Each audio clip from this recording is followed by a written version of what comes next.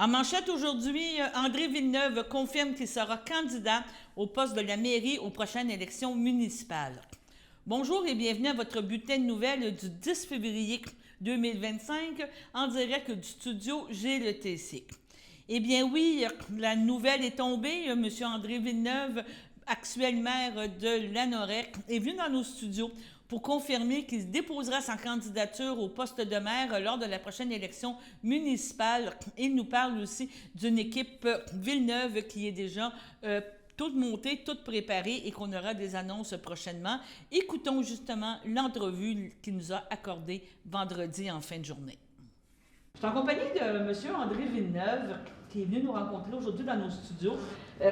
En 2025, en mois de novembre, on va avoir des élections générales municipales. Maintenant, les lois, c'est à date fixe, à tous les 4 ans, à travers la province. Donc, il commence déjà à avoir un petit peu d'engouement pour les postes de maire, on pourrait dire, les conseillers. Et vous venez nous annoncer une nouvelle aujourd'hui. Ben oui, je viens vous annoncer que je vais me représenter. Je vais me représenter comme candidat au poste de la mairie, donc, comme il vient de dire, pour les élections qui s'en viennent en 2025.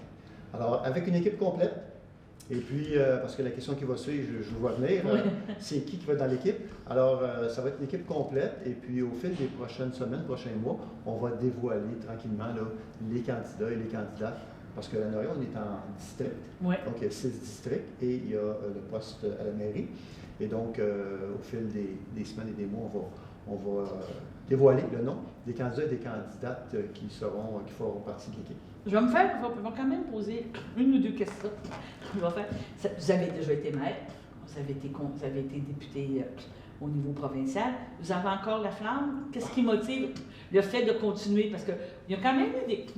Je ne veux pas dire que les 4 dernières années ont été difficiles, mais il y a quand même eu beaucoup d'événements. Tu sais, qu'on parle de la tornade, qu'on prend des inondations, ça gruge. Tu sais, on a beau dire, c'est le poste de maire.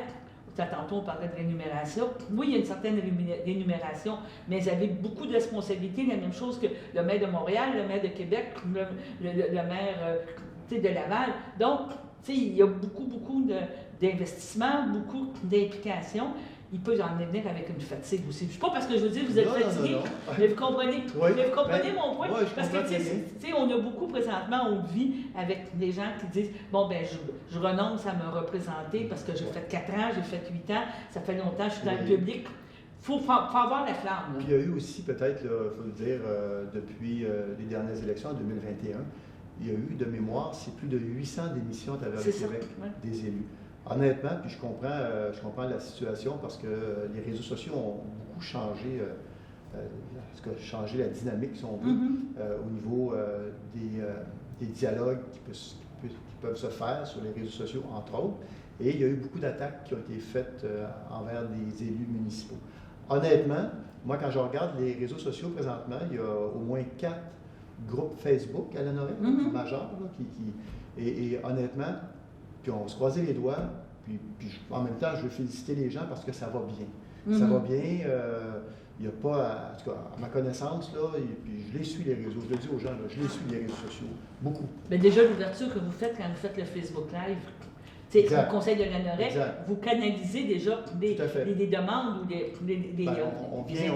En même temps, on vient démocratiser la séance du conseil parce que vous le savez, dans tous les conseils municipaux ou à peu près, là, en général, il y a 2, 3, 4 personnes qui assistent. Mais là, nous, vous le savez, c'est nous qui le faites à Lanoret. C'est CTRB qui est là pour justement pouvoir mettre le Facebook en direct.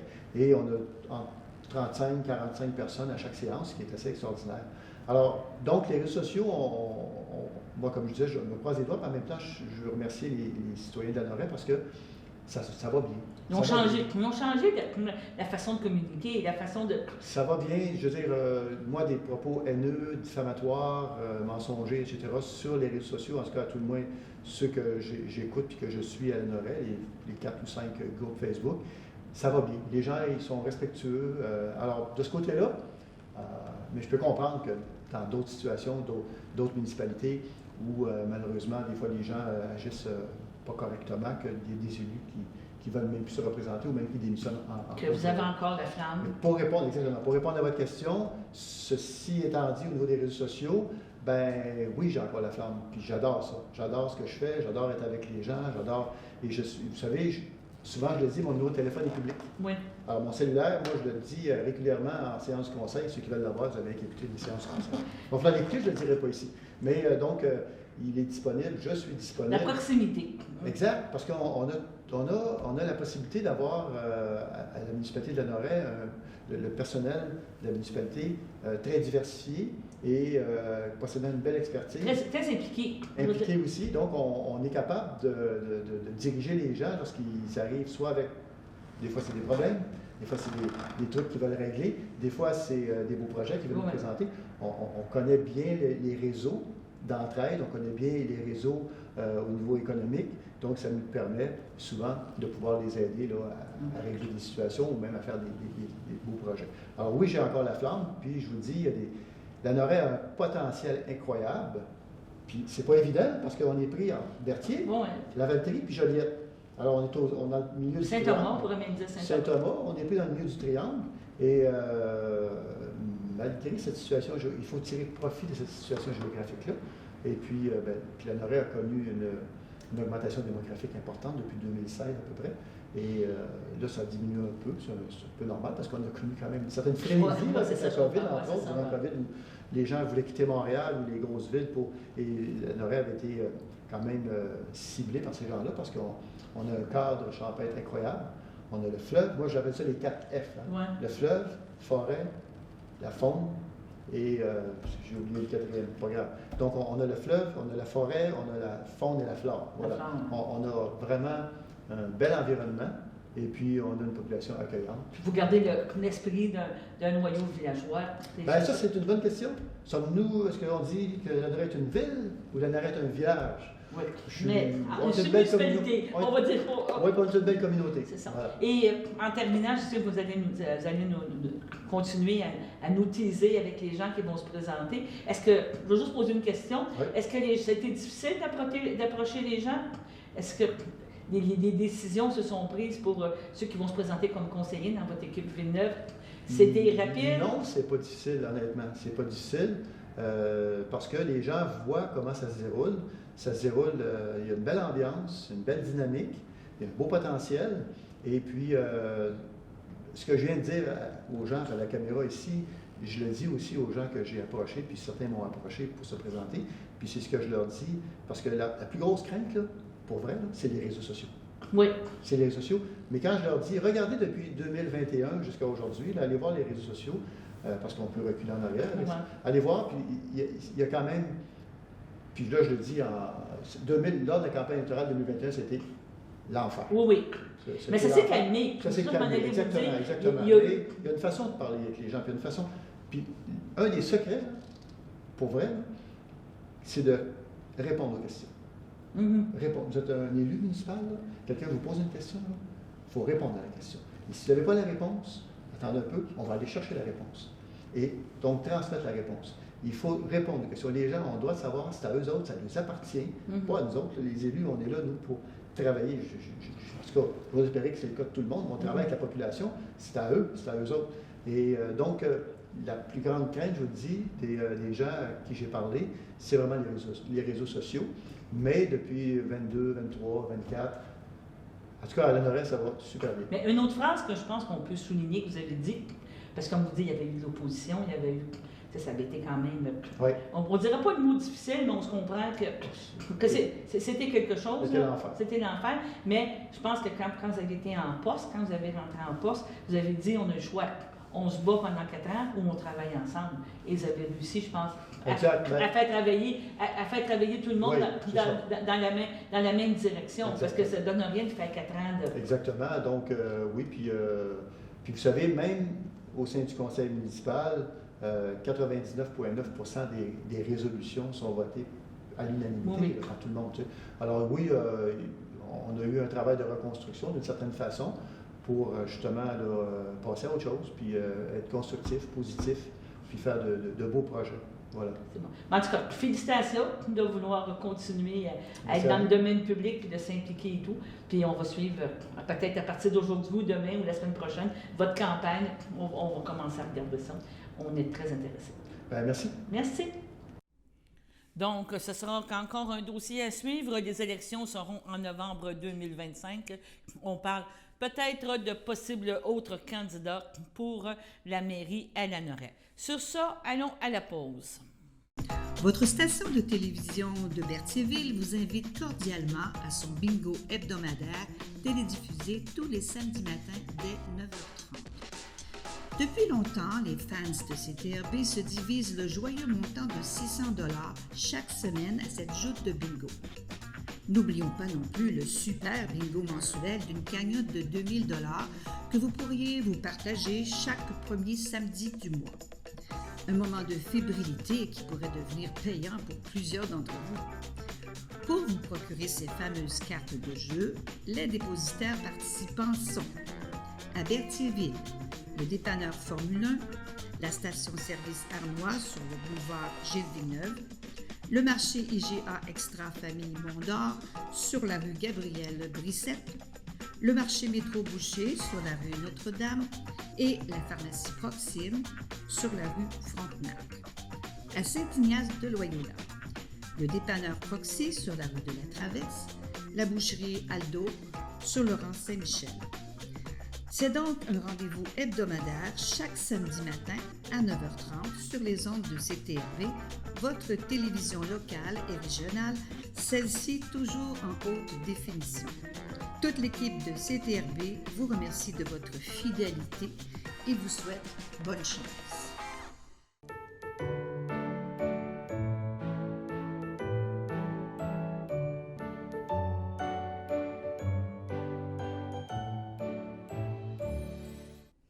Pour aujourd'hui, le 10 février, la FADOC de l'île du Pas désire souhaiter bon anniversaire à Charles Grégoire et Francine Lavallée et le CABA à Suzanne Clément. Maintenant, on vous parle de notre journée, de notre activité qui a eu lieu en fin de semaine et ce fut hier l'assemblée d'investiture de Yves Perron comme candidat du Bloc québécois dans la circonscription de Berthier-Masquinongé. On se rappelle que le 24 mars prochain, il y aura un retour en chambre à Ottawa et on peut présumer facilement qu'il y aura des élections au printemps, soit en avril ou en mai prochain. Donc, le Bloc québécois a confirmé la candidature de M. Yves Perron. Devant une foule de plus de 300 personnes, il a le droit, entre autres, à un hommage de Gabrielle Sainte-Marie et de M. Louis Plamondon, deux députés ici de la région. Et le chef Yves-François Blanchet était aussi présent. Aujourd'hui, nous vous présentons l'allocution, le discours d'acceptation de Yves Perron. Écoutons cet extrait. Hey, bonjour tout le monde. Ouais, c'est vraiment wow. Premièrement, vous aviez dit que vous étiez là. Et vous savez, le matin d'un événement politique, on est toujours un peu nerveux. Il va-tu neiger? Va-tu avoir quelqu'un que sa mère est malade? Il va-tu avoir... De voir cette salle-là remplie à pleine capacité, mes amis, je vous annonce quelque chose. On est à peu près 300 personnes ce matin. C'est rare. Merci beaucoup. Merci beaucoup. Ça compte. Ça compte. Ça nous motive. Il s'en est passé pareil des affaires, hein, depuis 2015, en fait depuis 2014, parce que quand on est venu comme militant péquiste en renfort au Bloc qui avait eu une période difficile en 2011, on va se dire, des élections, hein? Il y en a qui étaient là, qui s'en souviennent. Et tu regardes la base militante, puis il m'en restait quelques-uns, tu sais. On avait Lisanne Génina, qui est ici avec nous. Il y avait Roger Gertin, qui était deux. Rapidement, il y a des valeureux qui se sont ajoutés. Je pense à Bruno Saint-Maurice. Je pense à Paul Gauthier, qui est avec nous aujourd'hui. J'étais très content de le voir. Les gens qui ont toujours été là, il y a un paquet de monde qui est venu, puis qu'on a dit, on repart ça. On repart la machine, puis on va reprendre ça. Puis, en 2015, on a réussi à faire élire 10 députés qui ont tenu le fort, hein, contre vents et marées, qui ont porté la voix du Québec. Puis, on a eu la petite période d'ajustement dont Louis a parlé tantôt, qui m'a quand même, moi, comme sur un point individuel, permis de vivre le privilège d'être président national du Bloc québécois. C'est pas rien, tu sais, dans un CV. C'est un beau privilège que j'ai eu c'est sûr que c'était pas la période la plus facile, mais c'était un beau privilège pareil. Et de mettre les choses en place pour recruter, Louis l'a dit tantôt, le meilleur chef au monde. On va vous en reparler dans quelques minutes. On va le faire patienter un petit peu encore. 2021, on a maintenu nos 32 députés. Toutes nos circonscriptions les a gardées. Puis en 2024, contre toute attente, on a fait élire un 33e député. Alors, quelle est la limite, mes amis? Quelle est la limite cette année? Le ciel nous dira, il n'y en a pas.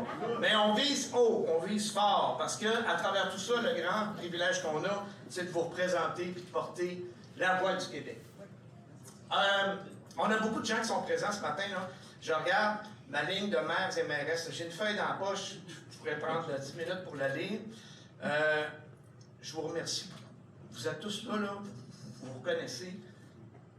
Pour un député en place, quand on contacte ses maires, puis qu'on leur dit « Hey, c'est mon investiture dimanche matin, si jamais ça te tente-tu de les voir arriver ce matin? » Puis des fois, je ne suis pas sûr qu'ils se rendent compte à quel point c'est significatif pour nous autres de les voir rentrer dans la salle. C'est beaucoup, évidemment, devenu au fil des années des amis personnels, mais au-delà de ça, la symbolique d'avoir les élus municipaux qui se disent « Tu sais, le fédéral puis le municipal, va être bien franc que vous autres, il n'y a pas beaucoup de liens au quotidien, là, dans la gestion, puis ils savent tous. Mais ils savent que je suis là s'ils ont besoin de moi, puis je suis le plus souvent possible présent dans leur municipalité. C'est pour ça que, comme on disait à ma blonde tantôt, j'ai pas de vie. J'ai une vie politique, bien remplie. J'ai trouvé ça drôle, Jean-Gabriel a dit ça tantôt, vraiment. Ben, merci beaucoup, ça me fait vraiment chaud au cœur que vous soyez là. Puis ça change beaucoup. Puis j'ai beaucoup d'amis que je n'avais pas vus depuis longue date. Puis des gens qui viennent de partout. Alors vraiment, merci beaucoup. Merci Masquinongé, qu'est-ce qu'on a fait depuis 5 ans et demi? On a travaillé fort avec les gens, on a été présents.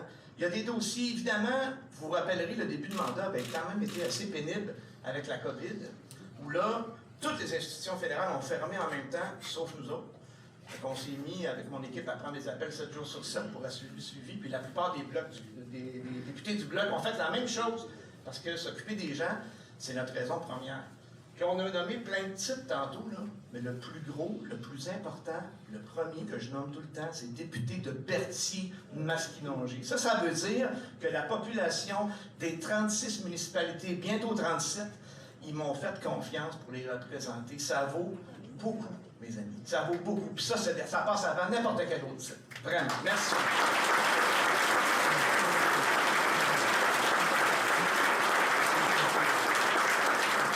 Évidemment, je ne vais pas vous parler trop longtemps, je ne vais pas vous parler de tous les dossiers en détail, mais ça, on a travaillé beaucoup de choses, entre autres les tours cellulaires, en harcelant carrément le CRTC. Là, il y a un développement récent dans notre circonscription qui est fait par Québec. Ça n'a pas de bon sens que Québec soit obligé de faire ça parce que le fédéral est encore occupé à assurer l'Internet dans ses autres provinces.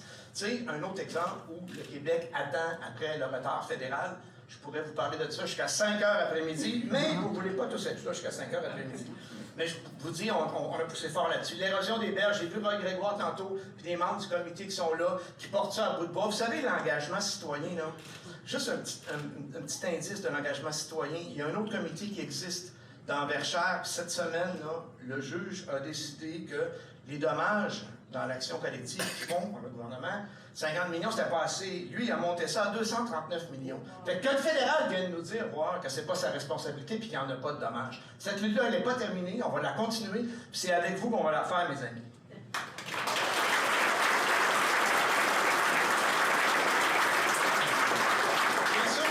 Bien sûr, la première chose, c'est d'être présent avec les gens.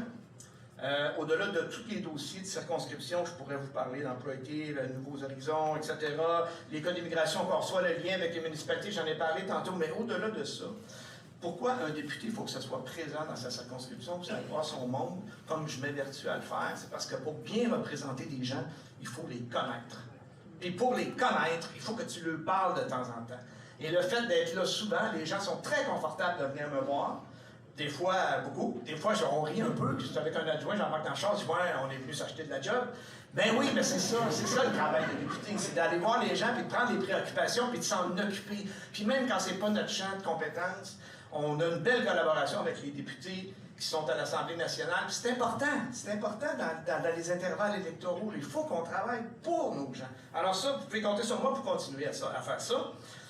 Au niveau national, Porte-parole agriculture agroalimentaire et gestion de l'offre. Louis vous a parlé un peu tantôt de la gestion de l'offre. Écoutez, s'il y a un exemple assez... Je vais même mesurer mes mots, là, parce que j'ai des mots non parlementaires qui me viennent en tête. Mais s'il y a un exemple plus dégueulasse que le Sénat canadien qui bloque un projet de loi qu'on travaille depuis 5 ans et demi, puis la dernière fois qu'il a été voté à la Chambre des communes, ce projet de loi-là, oui, il y a 5 ans et demi, tout le monde disait que ça ne passerait pas à deuxième lecture. Louis en a parlé, mais on aime ça, ça veut dire que ça se peut pas, hein? Parce que quand ça se peut pas, ça se peut. Ça, c'est la preuve. Mais quand il a été voté par près de 80% des députés, que tous les chefs ont voté pour, puis qu'il y a un groupe de 7-8 individus nommés jusqu'à 75 ans qui ont de compte à rendre, mes amis, à personne, ils décident que cette journée-là, ils suspendent la séance. Le lendemain, on s'entend pas sur telle procédure, on va faire un vote. On va faire sonner une cloche 1 heure de temps. On va fermer le Sénat plus tôt que prévu. On va s'arranger pour qu'il revienne une semaine après le Parlement pour être bien sûr qu'il va avoir eu le temps de défaire le gouvernement. Ça s'appelle un délit de démocratie. Puis c'est pire que ça. C'est un grave manque de respect envers les gens qui se lèvent à chaque matin très tôt, que je couche le soir, à chaque soir très tard, pour nourrir notre population. Puis là, on parle de Trump puis de ses menaces de tarifs, là. Puis là, tout le monde, ah oui, la sécurité alimentaire. Hey, s'il y en a un exemple de sécurité alimentaire, d'achat local, la gestion de l'offre, c'est quoi? Fait que je vous le dis, là, cette bataille-là, elle est pas finie. Elle est pas finie parce que nous autres, on y croit au Québec. Puis tu peux être certain d'une chose, c'est qu'on va se dépêcher de notre indépendance, puis le jour où on va l'être indépendant, on va les protéger, nous autres, nos indépendants.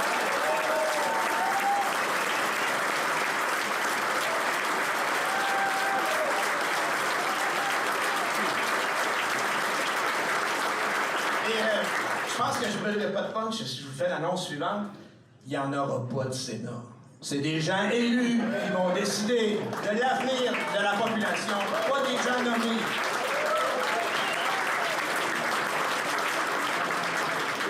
Là, comme d'habitude en chambre, j'ai plein d'affaires sur ma feuille que j'ai pas dit, c'est normal. Faites-en pas, si vous n'êtes pas habitués, il y en a ici qui sont habitués de m'entendre. Écoutez, on s'enligne dans une nouvelle campagne, avec des belles responsabilités, de nouvelles, de très grandes responsabilités. Vous pensez que j'ai eu des grandes responsabilités dans le passé, hein, président du parti, porte-parole agriculture agroalimentaire. Mon chef, je s'en va fête, il me fait rentrer dans son bureau, puis il me demande d'être whip. Peux-tu vous dire que, j'avais pas ça comme plan de carrière, mais 2, il m'a vraiment scié les jambes. Je ne m'attendais pas du tout à ça, parce qu'on avait un excellent whip, hein, qui est encore excellent. C'est tout un mandat. Le whip, en plus d'être un administrateur du Parlement, c'est lui qui assure la cohésion du caucus. Certains vont dire préfet de discipline. Moi, j'aime mieux dire assurer la cohésion du caucus. C'est plus constructif, plus positif. C'est comme ça que je gérais mes classes au secondaire, c'est comme ça qu'on va gérer le caucus. Dans l'amour, dans le partage, puis dans le sens des responsabilités, puis d'être capable d'arriver à destination. Et pourquoi j'ai dit oui? Parce que le chef pourra en témoigner. Il m'a tellement gelé que j'ai pas répondu tout de suite quand il m'a parlé. Pourquoi j'ai dit oui? Parce que quand tu as un chef dont tu es tout le temps fier, quand tu as devant toi, tu sais, vous savez, les conférences de presse où on est 2 tours là, à faire, ça dépend des expressions, le plan de verre, piquette, on entend toutes sortes d'affaires. Tu sais, à toutes les fois qu'on fait ça, puis Yves-François, je suis pas sûr que je te l'ai déjà dit, moi, probablement, mais je te le dis là devant 300 personnes. Je suis tout le temps fier d'être debout en arrière de toi. C'est tellement facile. Ce qui me demande le plus d'efforts derrière Yves-François dans un point de presse, savez-vous c'est quoi? C'est de ne pas faire des signes de tête. Parce que c'est bien important, il ne faut pas que tu aies l'air d'un bobblehead. Alors, mais vraiment, tu sais, quand tu as un chef d'État à suivre, c'est tellement facile. Merci, merci. Donc, ce fut un discours devant plus de 300 personnes. Dans les prochaines bulletins de nouvelles, nous vous parlerons des allocutions de M. Gabriel Sainte-Marie. On parle aussi de Louis Palmondon et de Yves-François Blanchet. Donc, maintenant, allons à la pause. Voici une plaque porte-clés des amputés de cœur. Quand vous utilisez une plaque porte-clés, vous protégez vos clés. Si vous les perdez, la personne qui les trouvera pourra appeler au numéro au dos de la plaque. Ou les déposer dans une boîte aux lettres. Puis, les amputés de guerre vous retourneront vos clés. Gratuitement! Commandez vos plaques porte-clés aujourd'hui à amputédeguerre.ca. Et améliorer la vie des personnes amputées comme moi. Merci.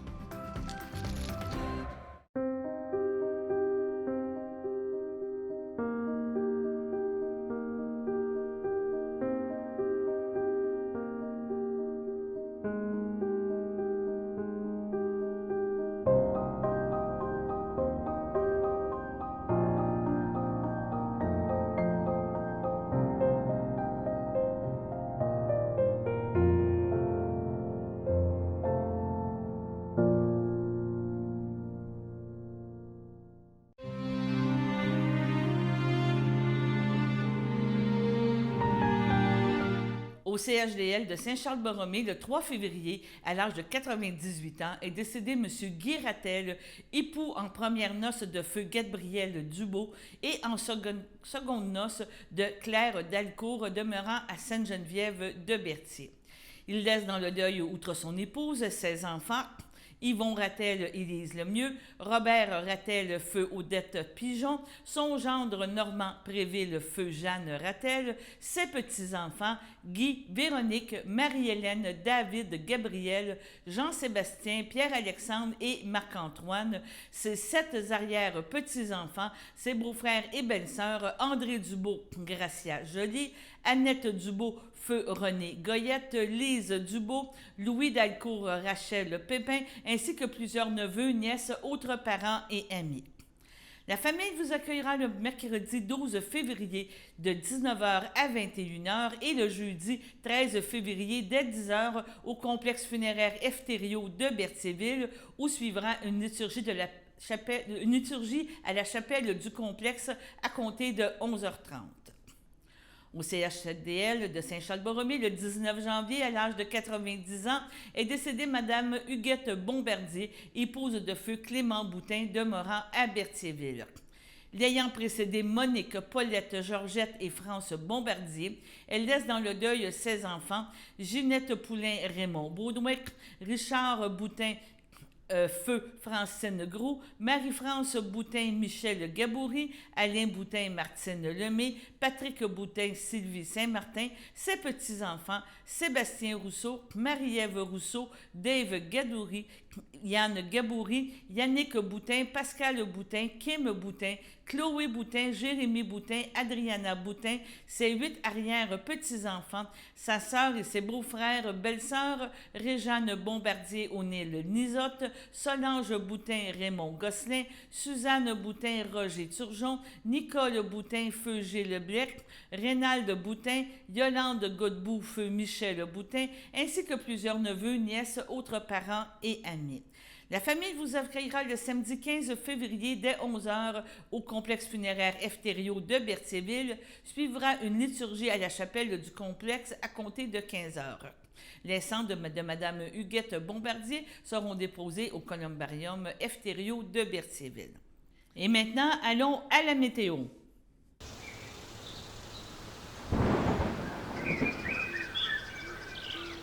Bienvenue à votre météo de cette semaine. Aujourd'hui, lundi soir, ce sera un ciel variable, une température de moins 14, un temps ressenti de moins 19. Lundi nuit, ce sera un ciel variable, une température de moins 16, un temps ressenti de moins 22. Mardi matin, ce sera nuageux avec éclaircies, une température de moins 11, un temps ressenti de moins 19. Mardi après-midi, ce sera des averses de neige isolées, une température de moins 4, un temps ressenti de moins 11, environ 1 cm de neige. Mardi soir, ce sera des passages nuageux, une température de moins 11, un temps ressenti de moins 17. Mardi nuit, ce sera dégagé, une température de moins 21, un temps ressenti de moins 27. Et voilà, c'était tout pour votre météo.